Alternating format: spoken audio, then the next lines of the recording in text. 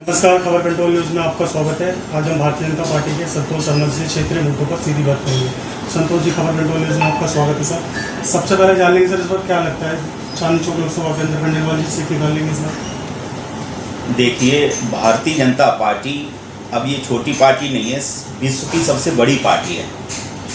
और भारतीय जनता पार्टी अंत्योदय की राजनीति करती है, क्योंकि संगठन और राजनीति मतलब लगातार जो लोग और भी हैं, जैसे कांग्रेस हो गई, बीजेपी हो गई, उसके बाद में आम आदमी पार्टी हो गई, ये संगठन जो है ये सिर्फ सीट के लिए राजनीति करते हैं। भारतीय जनता पार्टी एक ऐसी पार्टी है जो अंतिम पंक्ति में खड़ा व्यक्ति, जिसके लिए कब उसका चांस लग जाए, उसकी किस्मत अगर सीधी है और कर्म अच्छे हैं तो उसको टिकट मिलने में मैं नहीं समझता कि भाई कहीं न कहीं उसके लिए रोक भी है या बड़े आदमी को मिलनी चाहिए। एक छोटे से छोटे कार्यकर्ता को टिकट दी जाती है। ये भारतीय जनता पार्टी का एक परिवार है और ये संगठन की ये संस्कृति है एक तरीके से। तो इस बार क्या लगता है 7 में से कितनी सीट आने की संभावना है, और महंगाई और बेरोजगारी सबसे प्रमुख मुद्दा रहेगा? देखिए, सीट की जहाँ तक बात करें हम, तो सीट देखो, मोदी जी ने ये बोला है कि भाई पहले हमारी सीटें भी बहुत ज़्यादा, पहले किसी टाइम में हमारी सिर्फ 2 सीटें हुआ करती थी।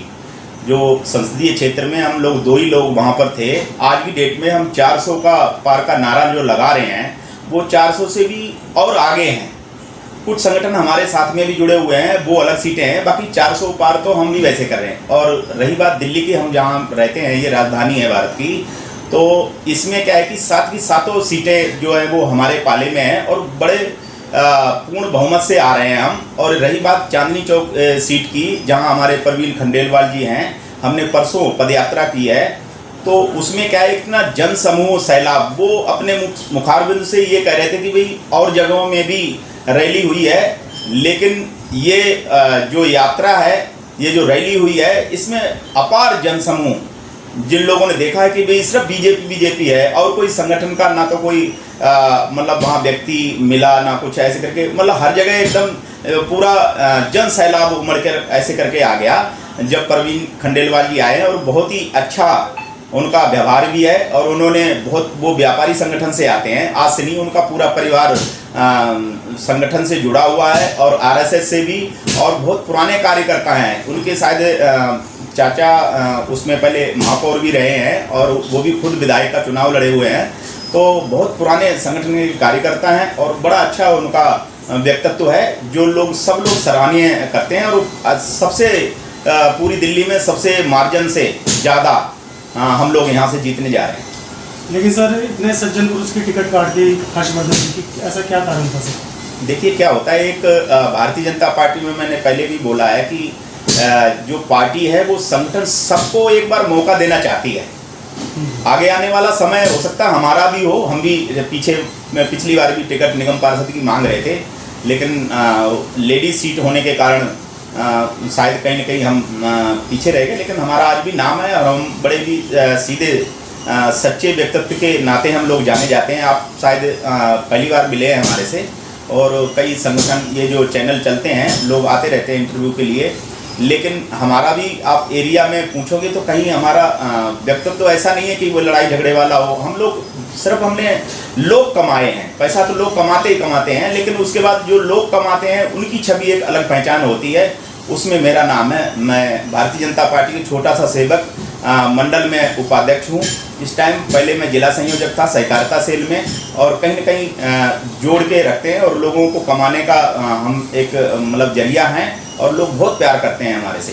सर, भविष्य में पार्टी आपको क्षेत्र का प्रतिनिधि करने का मौका दे तो आप करोगे? हाँ, बिल्कुल करेंगे, इसीलिए संगठन के साथ जुड़े हुए हैं। लेकिन क्या है कि वो भारतीय जनता पार्टी का काम है, जो भी बड़ा नेतृत्व हमारे लिए होता है, क्योंकि हम लोग खुद ऐसा नहीं समझते कि भाई हमें टिकट मिल जाए। भारतीय जनता पार्टी एक ऐसी पार्टी है जो पूरे संस्कृति को बचा के रखना चाहती है और सबको एक बार मौका देना चाहती है। मैंने पहले भी कहा है कि अंत्योदय की राजनीति सिर्फ भारतीय जनता पार्टी करती है। जो अंतिम पंक्ति में खड़ा व्यक्ति, उसके लिए भी एक चांस मिलता है, तो हम भी उसी लाइन में हैं। भगवान करेगा तो आगे हमारी कुछ किस्मत में होगा, जो हम अपना कर्म कर रहे हैं उसके आधार पर अगर पार्टी ने कोई ऐसा सोचा होगा या सोचेगी हमारे कर्मों के हिसाब से, तो हम भी इस लाइन में हैं, कोई दिक्कत नहीं। विधानसभा लड़ने की इच्छा है सर आप? देखो ये पार्टी डिसाइड करेगी, हमें कैसा कार्यकर्ता समझती है कि भाई हम विधायक लायक हैं तो हम विधायक भी लड़ सकते हैं, और आगे निगम पार्षद का चुनाव होगा तो उस लायक अगर समझती है तो वो संगठन तय करेगा। हम तो सिर्फ अपना काम कर रहे हैं। आम आदमी पार्टी के जितने भी सीनियर लीडर हैं जेल के अंदर है सर, इससे भी क्या बेनिफिट होगी भाजपा को? देखे ये है ना, कर्मों का फल है। उन्होंने क्या है कि भाई कर्मों का फल जब मिलता है, केजरीवाल ने ये बोला था, एक मुख्यमंत्री होते हुए ऐसे काम तो वैसे भी नहीं करना चाहिए। आपने ये देखा होगा कि जब किसी को कुर्सी पर बिठा दिया जाता है तो केजरीवाल ने खुद बोला था अन्ना हजारे के साथ में मिलकर कि कुर्सी में कुछ ऐसा मतलब घटित होता है कि जब कुर्सी पर आदमी बैठता है तो कुछ न कुछ वो गलत सलत आदमी काम करने लग जाता है। ये साक्षात रूप में देखने को मिल गया, क्योंकि केजरीवाल ने ये खुद अन्ना हजारे के आंदोलन से एक उठकर आए और एक अलग पार्टी बनाई और इतनी चतुराई से अन्ना हजारे को अलग कर दिया। अरे जो जिसने मार्गदर्शन दिखाया उसको बिल्कुल निकाल के आपने अलग कर दिया, उसके बाद पार्टी बना के, और इस तरीके से घोटाला करा है जो आज की डेट में जेल में है। और इन लोगों को तो ऐसी सजा मिलनी चाहिए, इससे भी बदतर होना चाहिए, क्योंकि इन्होंने दारू इस तरीके से बांटी। एक तो रिहायशी इलाकों में इन्होंने पहले हर जगह खोल दिया जहाँ पर एक स्कूल होता है, मंदिर होता है। ये सनातन संस्कृति के कितना विरुद्ध है, और उसके बावजूद भी ये नहीं सोचा है कि एक के बोतल के साथ एक बोतल फ्री है, एक क्वार्टर के साथ एक क्वार्टर फ्री है। इस तरीके से इन्होंने एक और भी चीज़ रह गई, वो तो कर नहीं पाए। इन्होंने जो नीचे दुकान, अगर हमने जो दारू की दुकान खोली है उसके ऊपर एक पिंक, जो लेडीजों के लिए पिंक जो ठेके खुलवाने के लिए, हाँ पिंक बार जो है वो खोले थे कि भाई यहाँ आराम से एंजॉय करो और जो मर्जी करो।